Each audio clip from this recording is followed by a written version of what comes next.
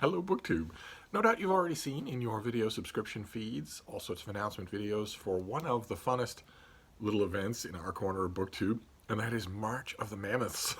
It was created by Jason at Old Blues Chapter and Verse, and he is co-hosting with Lukash at Totally Pretentious and Alex at Big Al Books, just like they did last year, with a very informal, very friendly reading challenge to read a mammoth in the month of March. That is a book that's over 800 pages long. Some of you will already have Mammoths on your radar because of Alan Moreton, because he started off the year with his Chunksters for Charity challenge, where booktubers are enjoined not just to read fat books, but to donate money to Book Aid International for every one they complete. But one of the very few rules or observations for March of the Mammoths is that you don't need to complete the Mammoth. If you are willing to launch yourself on a book of 800 pages or more for the month of March, then you are participating in the March of the Mammoths. I, of course, will be participating in the March of the Mammoths. I was not asked to co-host this year because all of the hosts hate me because I smell. But I'll be participating anyway because I love big fat books. Absolutely love them. I wanted to go over with you some of the things that I intend to do for March. My goal for March of the Mammoths is to read 5 Mammoths in addition to anything else that I read that month.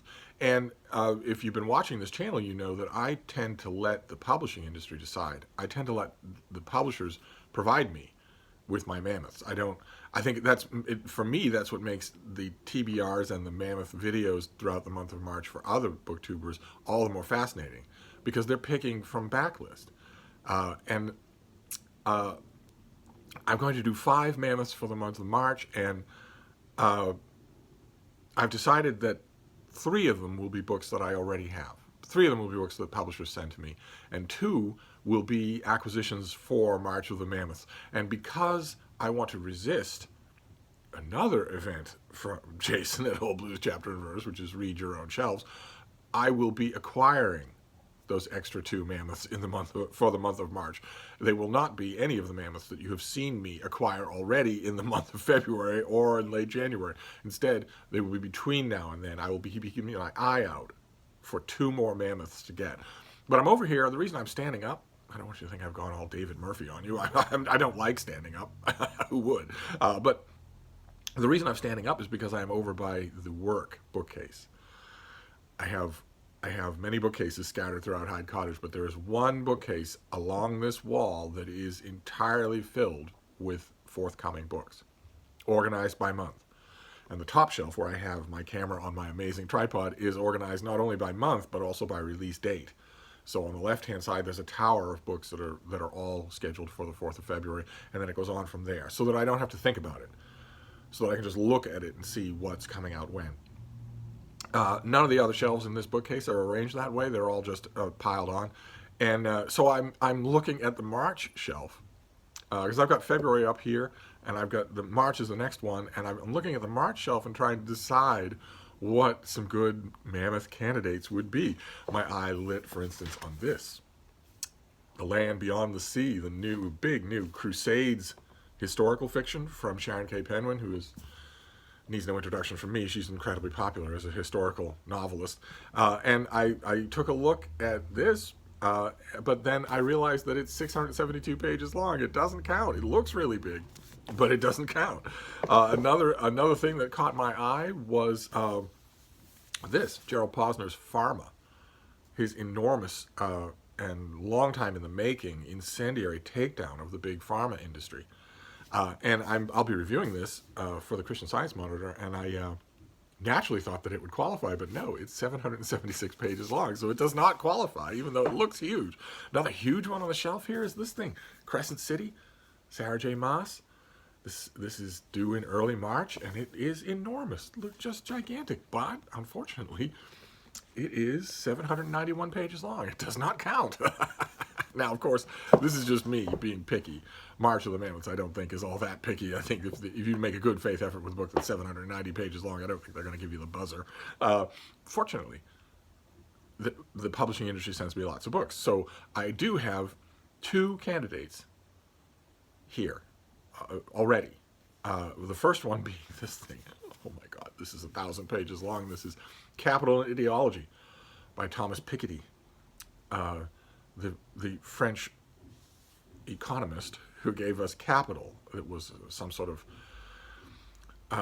viral hit as a nonfiction book, and this is even longer and probably even more abstruse. But it's on my radar. It's not. It's clearly meant for general readers, or at least it's the author's best approximation of an economics book meant for general readers, just like Capital was. So I am a general reader, and this is going to be talked about. So it definitely counts. And then the other one, the only other one I could find from March that counts is this thing. This is Daniel Todman's Britain's War. And this is volume 2. He did a 2-volume history of Britain during World War II. This one extends well past the end of the war into the desolation years of rationing and austerity and whatnot. And it is, let's see here, 864 pages long. So this counts. So these two count for March of the Mammoths. So I am up to 2 out of my 5. Now I am confident that somewhere in the next month, the publishing industry will send me another Mammoth for March. And then I will have 3, and then I will go and acquire 2 more. It's going to be a lot of fun to do. If they don't, then I will acquire 3. But I had a question. Now that you know a rough idea of what my Mammoths will be in March, of course, I'd love to know if you're participating. You should give it a try. Alex, on her channel, lists a bunch of positives for reading 800-page books, and all of the things she listed are true. Better concentration, sense of absorption, sense of community, if you're doing it in a challenge like March of the Mammoth. But I did have a question. In addition to all of these books, yesterday I announced that we're going to resume read-alongs. We're going to resume Trollop read-alongs. We're going to consort with lonely Trollops on this channel, with Trollop standalone novels. And I said we would start in March, and that we would start with Mr. Scarborough's Family. I didn't think about March of the Mammoths, of course, because I was not warned about it ahead of time, because I was not asked to participate. But now that I know about it, I'm wondering if maybe we should swap that out. Maybe because the great thing about these reading challenges is that you can layer them. So maybe for March, for our first Lonely Trollop, we should read The Way We Live Now, which is a mammoth. Maybe we should do that. I'm just putting it up to you. There are plenty of other mammoths out there in the wild if you want to find one, but that might be a nice way to knock one off and kill 2 birds with 1 stone. I need no inducement whatsoever to reread The Way We Live Now, so you just say the word and I'll do it. But anyway, that is it. I wanted to signal boost, as it were. I wanted to second the March of the Mammoths coming up in March, so start staring at your bookshelves and find that gigantic thing that you have been putting off and put it on your TBR for March.